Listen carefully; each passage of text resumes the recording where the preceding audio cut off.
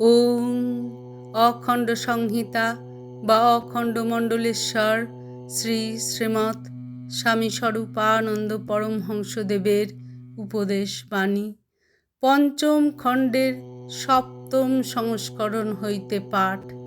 পৃষ্ঠা সংখ্যা 418 ও 419। লোকনাথ ব্রহ্মচারীর প্রভাব। পথিমধ্যে শ্রীযুক্ত গিরিশচন্দ্র শ্রী শ্রী বাবামণিকে বলিলেন যে জাহাপুরে একজন সাধক আছেন, তার নাম রামচন্দ্র ব্রহ্মচারী এবং তিনি বার্দির প্রসিদ্ধ লোকনাথ ব্রহ্মচারীর শিষ্য। এই কথা শুনিতেই শ্রী শ্রী বাবামণি ব্রহ্মানন্দং পরম সুখদং কেবলং জ্ঞানমূর্তিং দ্বন্দ্বাতীতং গগন সদৃশং তত্ত্বমৎসদিলক্ষং একং নিত্যং বিমলমৌচলং সর্বদা সাক্ষীভূতং ভাবাতীতং ত্রিগুণরহিতং সদ্গুরুং তং নমামি। স্তোত্রটি সুর সহযোগে শত শতবার পাঠ করিতে লাগিলেন। পরে শ্রী শ্রী বাবামণি বলিলেন, জানো গিরিশ, লোকনাথ ব্রহ্মচারীর নাম শুনলেই কেন আমার মন সজাগ হয়ে ওঠে।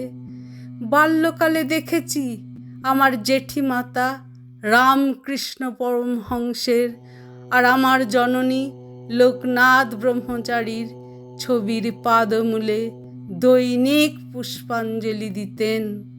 অবশ্য তাঁরা এই রুচি সংগ্রহ করেছিলেন যথাক্রমে আমার জ্যাঠামশায় আর বাবার কাছ থেকে। রামকৃষ্ণকে নিয়ে আমার মনে কোনো ভাবনা হতো না বা তাঁর বিষয়ে কিছু জানবার কৌতূহল হতো না, কিন্তু অসুখে বিসুখে পড়লেই আমি ঠাকুর ঠাকুর বলে লোকনাথকে ডাকতাম এবং তাঁর মূর্তির ধ্যান করতাম। ধ্যান একটু জমেলেই দেখতাম মাথা ধরাই বলো আর জ্বরই বলো সেরে গেছে।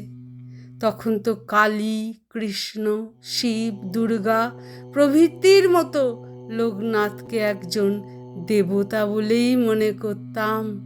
কিন্তু বড় যখন হলাম তখন জানলাম ইনি মানুষ, আমার মতো তোমার মতো মানুষ, তবে তপবলে পুরুষোত্তম হয়েছেন।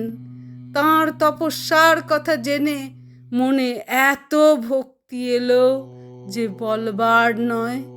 এরপরে একদিন লোকনাথ মহিমা নামে একখানা সংস্কৃত স্তোত্রের বই হাতে পড়ল। তার প্রথমেই উদ্ধৃত করা আছে ব্রহ্মানন্দং পরম সুখদং। স্তোত্রটি কণ্ঠস্থ করলাম এবং জপের মালা নিয়ে এই স্তোত্রকে লক্ষ লক্ষ বার জপ করলাম।